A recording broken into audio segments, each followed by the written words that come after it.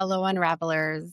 Welcome back to Tiff Unraveled. If you're new here, then welcome. I'm so happy to have you. I'm Tiff. Everybody is aware of this case. Everyone knows what's happening here, and I needed to talk about it. I have so many feelings. I've just got to tell.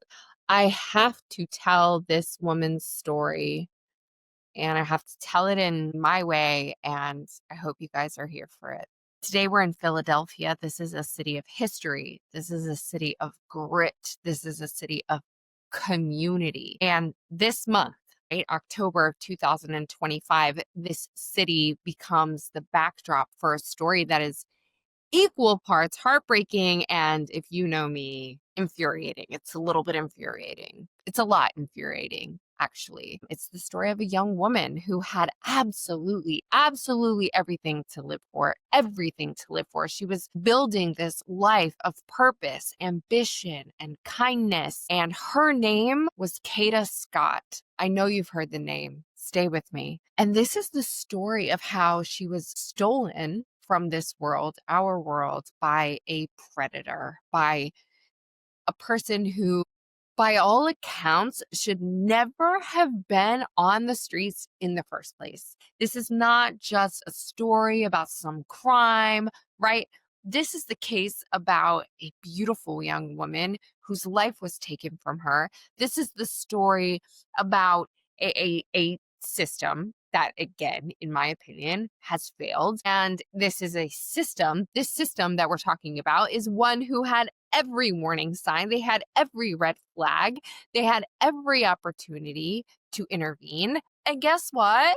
They did not. No, they did not. So today, we're not just unraveling a murder, we're unraveling a series of decisions, a pattern of violence, and really a chain of events that led to a tragedy that was in far too many ways a preventable one. This is the case and the story of Kada Scott. Let's unravel.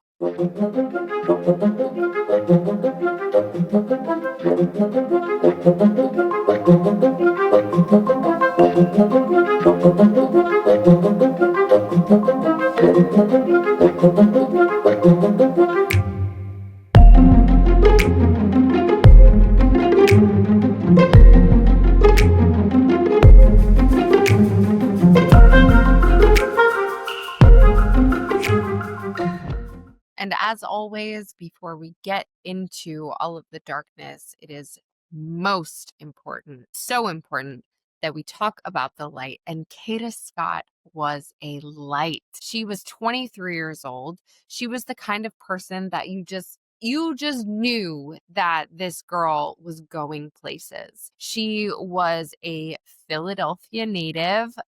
She was a proud graduate of Penn State University with a degree in communications. After college, she came back home and took one of the most demanding and compassionate jobs that you could possibly have. She became a nursing assistant at the Terrace at Chestnut Hill, which is an assisted living facility, working the very grueling overnight shift from 10 p.m. to 6 a.m. And I can tell you, as someone who is in healthcare and started as a nursing assistant, I wish I could say that only people who love it do it. That is not true. People who do this job for the right reasons, these are some of the most incredibly hardworking and passionate. Some of these girls I have extremely fond memories of. Just for you to do this job right, you have to have a certain level of just something that much of the rest of the world does not possess. It is an incredibly demanding, difficult job in every aspect, physically, emotionally. It's so hard to do. But to Kada, this was not just a job. She's one of these people that I'm speaking of. Her family says that she actually had long-term goals of starting her own healthcare business, right? So she wanted to blend that extremely compassionate side of her with this very sharp entrepreneurial spirit that she had. And that spirit was absolutely everywhere. It was in everything that Kada touched. Okay, she was a creator. She had started her own like beauty facial spa.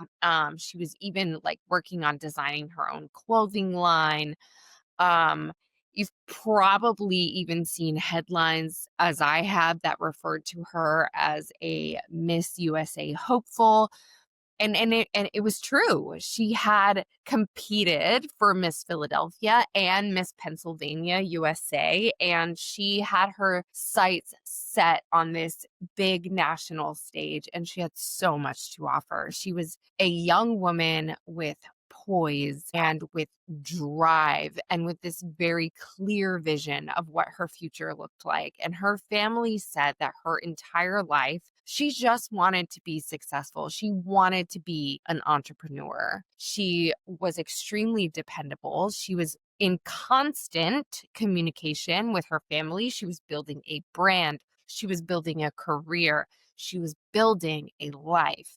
And this is why the events of her final weeks are so extremely chilling. In the days leading up to her disappearance, a sort of shadow fell over Kada's life, it seems. In all of my research, it just kind of seems like this dark cloud started moving in. She told her family and her friends that she had started receiving a series of very harassing phone calls from an unknown person. A real sense of fear had like kind of crept into Kada's world. And while we don't know for sure if the man that would later be charged with her murder was the one making those specific calls yet, she was scared. We know that. We know that she was scared. And this is the crucial context here, because when a woman like Kada Scott, right, so responsible, so connected, so full of forward momentum, right, when she suddenly goes silent, everyone around her, everyone who knows her, everyone who loves her knows that this is not by choice. This is a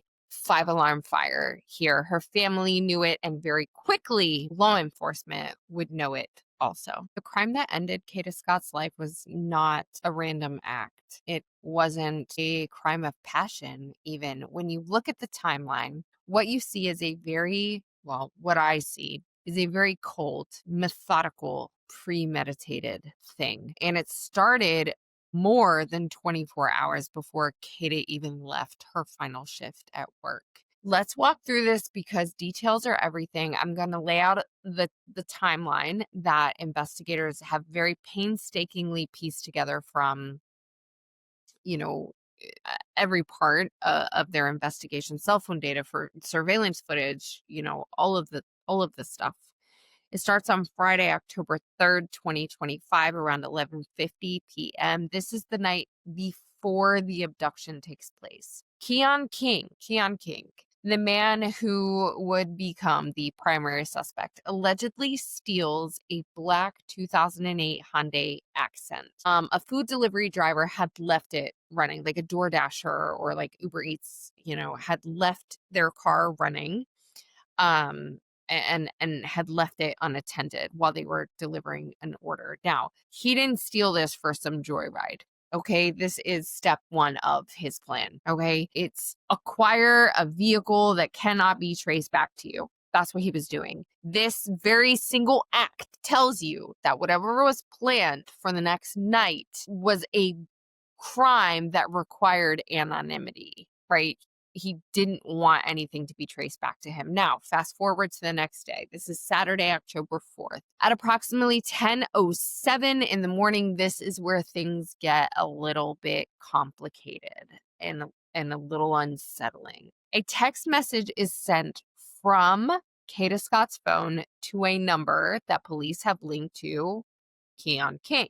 The text from Kada to Keon says, "Kidnap me again." I know it's a shocking thing to read, right? I get it. The reply from Keon King's number was, "Better be up too." And they made plans to meet that night. So now we have to be incredibly careful here. The prosecution has presented this text, but the context of it is a complete mystery at this point. Was this some kind of like dark little inside joke between two people who had known each other for, as investigators say, like only a very short time? Was it a reference to a previous encounter that we at this time know absolutely nothing about? Police have said that there are no prior reports involving the two of them. So was it something else entirely? We don't know yet. My speculation, and please remember, this is just speculation. This is just my brain doing what it does, right? Given Keon King's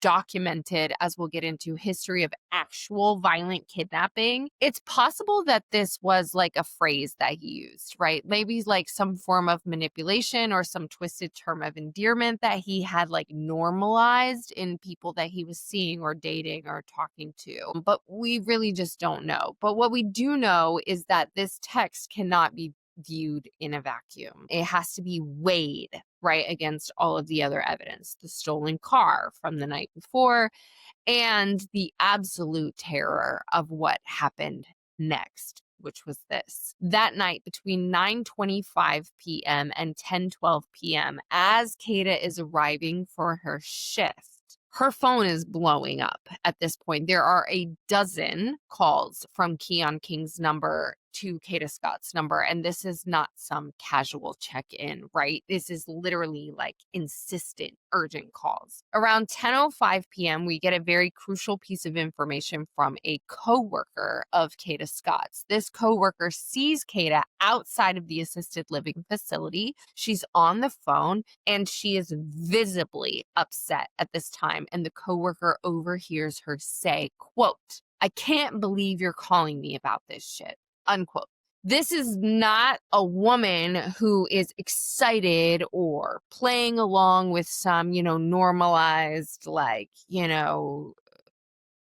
type stuff, right? She's in distress. Her coworker can see that she's distressed. This witness's statement is actually very critical because it completely undermines this entire defense theory of any like consensual, playful role play meeting, right? That's not what was happening here. At 10:09 p.m., the final text from Keon King's phone comes in and it says, quote, "CM when you're here." That means call me when you're here. And she does. At 10:15 p.m., cell phone data confirms that they are together near her workplace. Kada Scott is then seen getting into a dark-colored vehicle, which also happens to be the stolen Hyundai Accent, and it drives away. And this is the last time that anyone sees Kada Scott alive. Just 9 minutes later, at 10:24 p.m., Kada Scott's cell phone sends its last ever signal before going dark forever. Police sources believe that she was killed within 20 minutes of leaving her job that night, which means that this moment, 10:24 p.m., is very likely the moment that she was taken. 4 minutes after that, at 10:28 p.m., surveillance cameras at the Aubrey Recreation Center, which is right next to the abandoned Ada H. Lewis Middle School, capture that Hyundai Accent backing in to a parking space, and there it sits for more than 2 days. And inside its trunk is Kada Scott's body. The plan now shifts from murder to concealment, and this is where the conspiracy starts to deepen. The next day is Sunday, October 5th. Kada's family was completely panicked, right? She never came home. This is not like her. We're not hearing from her. She's not here. Something is wrong. Again, this is not a girl who just goes missing or goes silent on a regular basis. This is a girl who is in constant communication with her family, friends, loved ones. They report her missing at that time, and the search begins. But that night, under the cover of darkness, the plan to dispose of Kada's body moves into its next phase. And at 11:39 p.m., more than 24 hours after allegedly, Keon King took the life of Kada Scott. Surveillance cameras at that very same rec center capture a different car entering that lot. This is Keon King's personal vehicle, registered to Keon King himself. This is a gold 1999 Toyota Camry, and the footage is very clear. Two individuals get out of that Camry, walk toward the woods behind the school, right? Abandoned school, by the way. They are on site for nearly 4 hours. Let that sink in. This is not some panicked, rushed burial. This is methodical. This is thought out. This is planned. They are taking their time here. And then in the early morning hours of Monday, October 6th, at around 4 a.m., the cameras capture the final horrifying act. The two individuals return to the stolen Hyundai. They are seen removing what the police affidavit describes as, quote, a large object consistent with a body from the trunk of that car. They carry that item into the woods in the exact direction of where Kada Scott's body would eventually be found. This timeline is absolutely everything here. It shows premeditation with the stolen car, right? This happened 24 hours before Kada even went missing. It shows a coordinated effort. Now we have two people, doing these things is captured on. People are so, anyway. And most importantly, like I said, it shows an accomplice. It shows that Keon King was not alone. As Keon King and his accomplice were burying Kada's body, her family was living in an absolute fucking nightmare. They reported her missing on October 5th, like I stated, and investigation was immediately launched at that point. Her car was found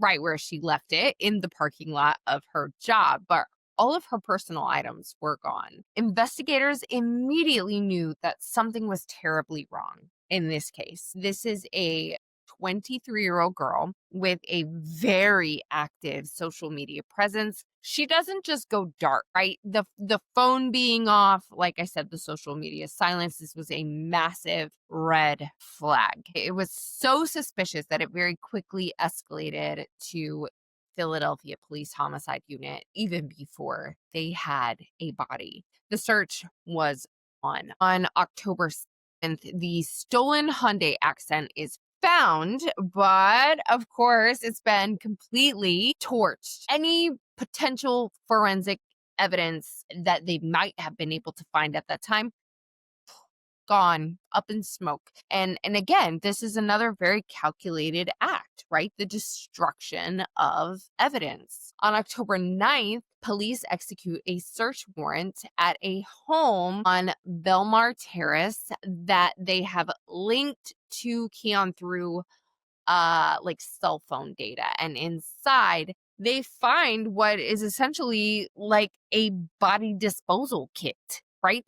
They find contractor bags. They find latex gloves. They find a hammer. They find 9mm ammunition. So the case is building, right? But here's what we don't have. We don't have Kada. We don't have Kada at this point. And then on Wednesday, October 15th, the first major breakthrough comes from an anonymous tip.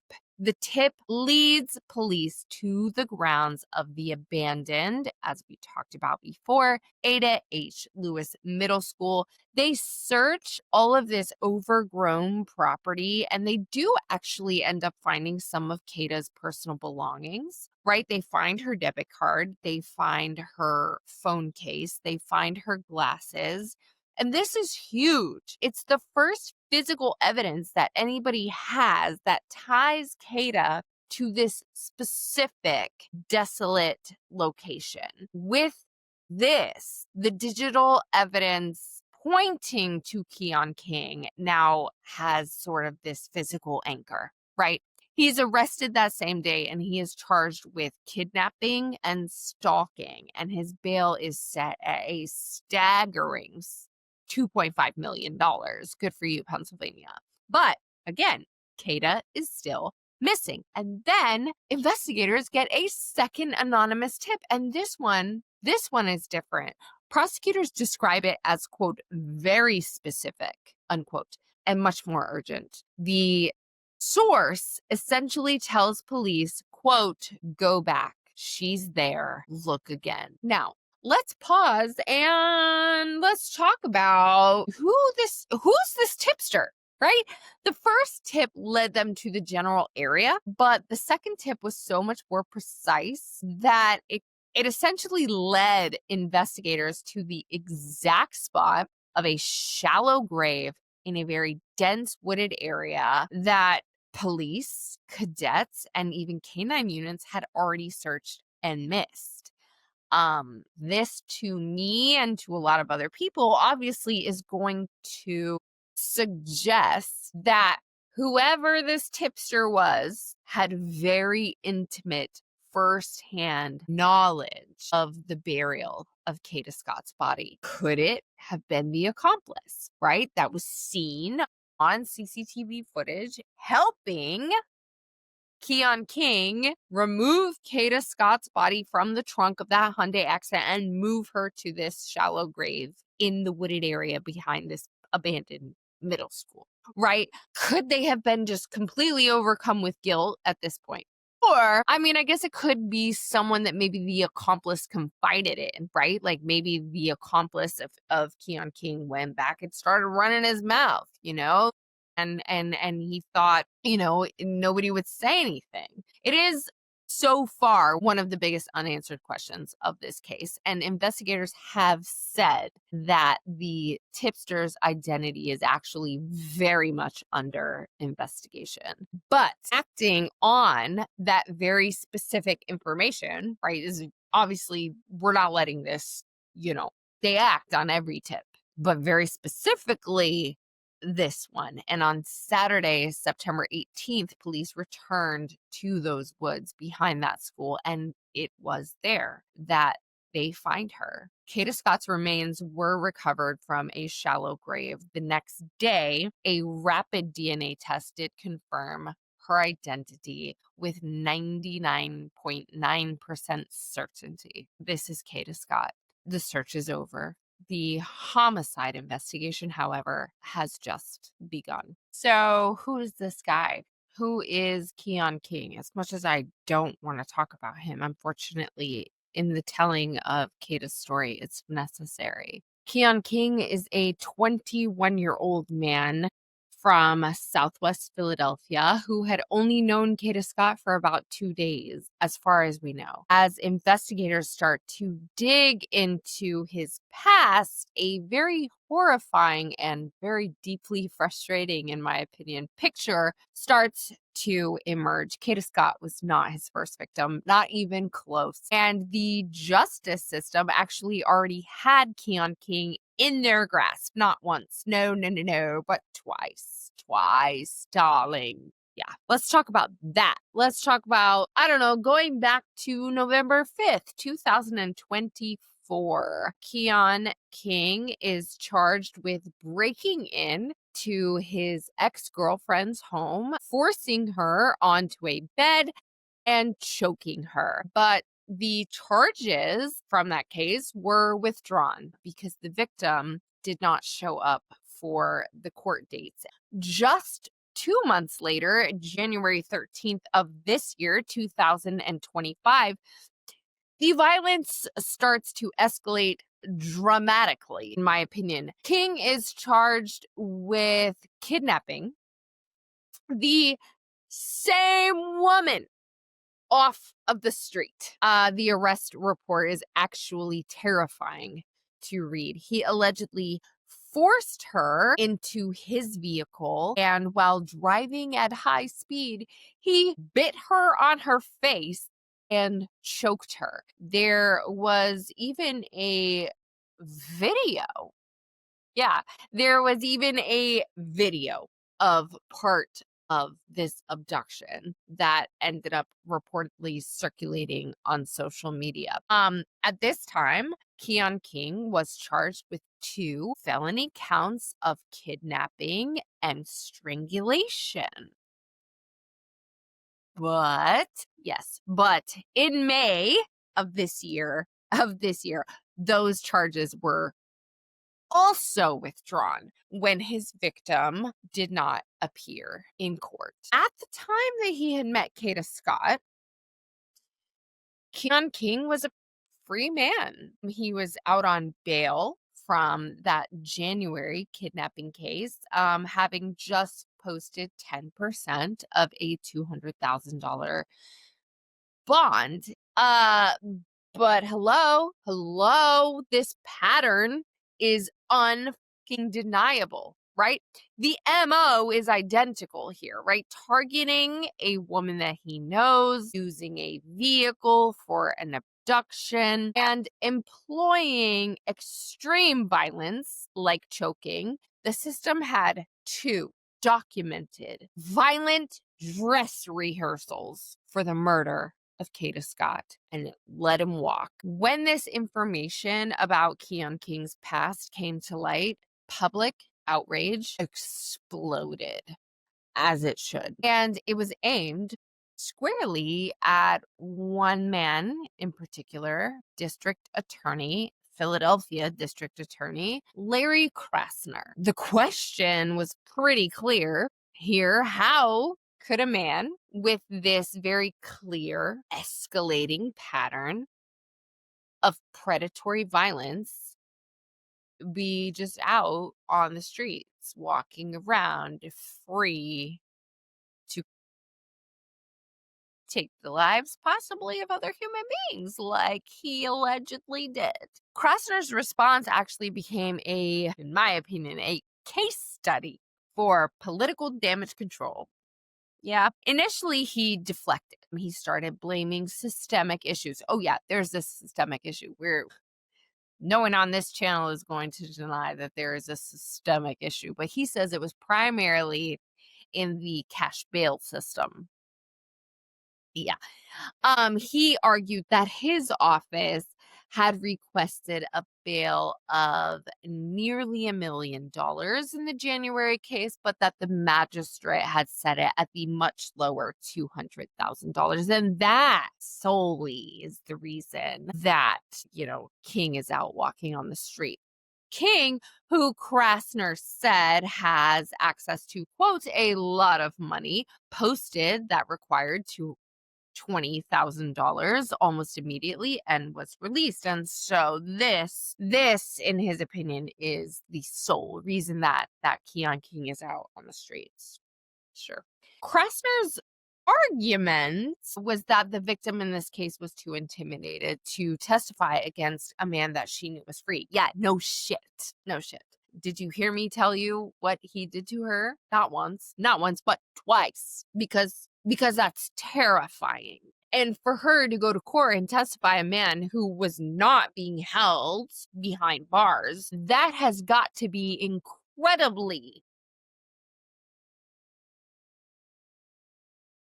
can you imagine? The fear of this victim? He asked a question. He said, "What is the situation of a victim of domestic violence who has to go to court knowing that the defendant will walk out the same door she came in?" Very valid question. But then Krasner made a claim that was quickly and very publicly refuted. He suggested that his office was hesitant to file emergency appeals to raise the bail because judges don't like being called in the middle of the night, and he might even lower the bail out of spite.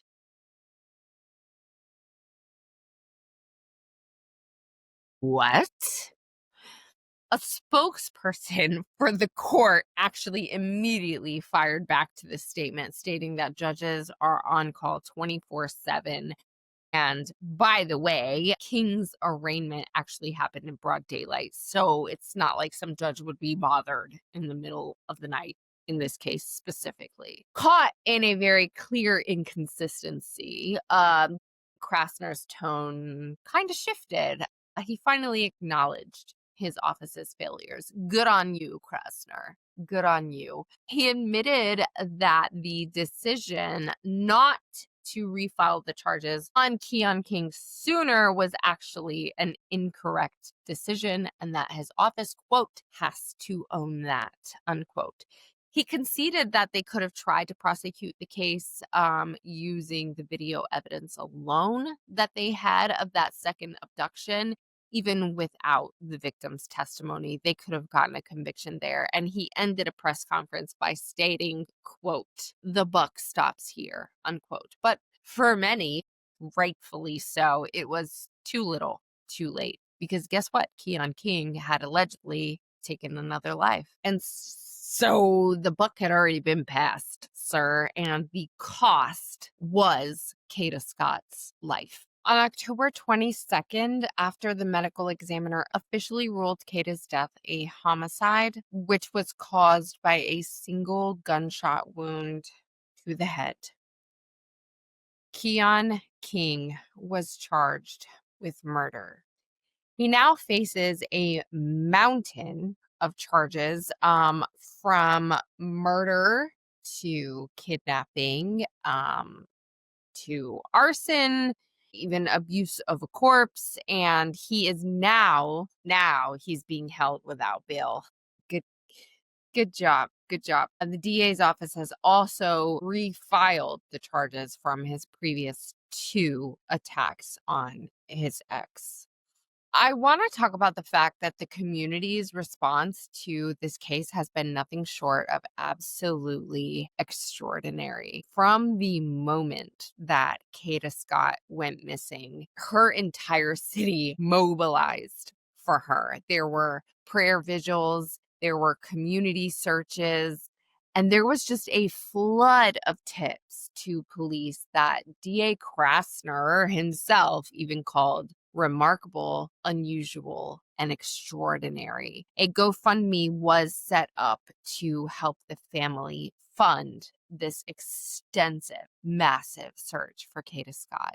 Kada's family has navigated this unimaginable horror with absolute grace. That is, for me, incredibly difficult to comprehend. In a public statement, they said their hearts are shattered, but also expressed profound gratitude for the absolute outpouring of love and support from the city of Philadelphia. They ask that people honor Kada's memory by, quote, showing kindness to one another just as she did every day of her life, unquote. But even with a suspect in custody, this story is far from over. The questions that are remaining for me are incredibly haunting. Who is that accomplice? Can we talk about that? The surveillance video is very clear. There are 2 people that walk out of this gold car, walk into the woods for 4 hours, come out, get Kada's body out of the trunk, and then walk back. There's 2 of them. Okay? Prosecutors have confirmed that they believe others were involved, quote, after the fact, unquote, but so far no one else has been charged. Who helped this man? Where are they? I need that answer. Who was the tipster? Was it the accomplice? And what was their motive, right? Could it have been a friend? Could it have been a stranger who stumbled upon something? I don't know, but their knowledge was way too specific to be coincidental. Way too specific. And then finally, there is that text that we started with from Kada to Keon King that said, "Kidnap me again." What did that mean? Okay, maybe we'll never know the true context of that text message, but it really does hang over this case, right? It's a very chilling and ambiguous artifact from Kada Scott's final hours. The murder of Kada Scott is a tragedy, an absolute tragedy on so many levels. It's the loss of a brilliant, beautiful young woman. She is a sister, she is a daughter, she is a friend, and her future by all accounts, was just limitless. Her legacy, the things that she left behind, are light, kindness, and ambition. But her death also has to be a catalyst. It has to be a brutal lesson in the cost of systemic failures. They're everywhere.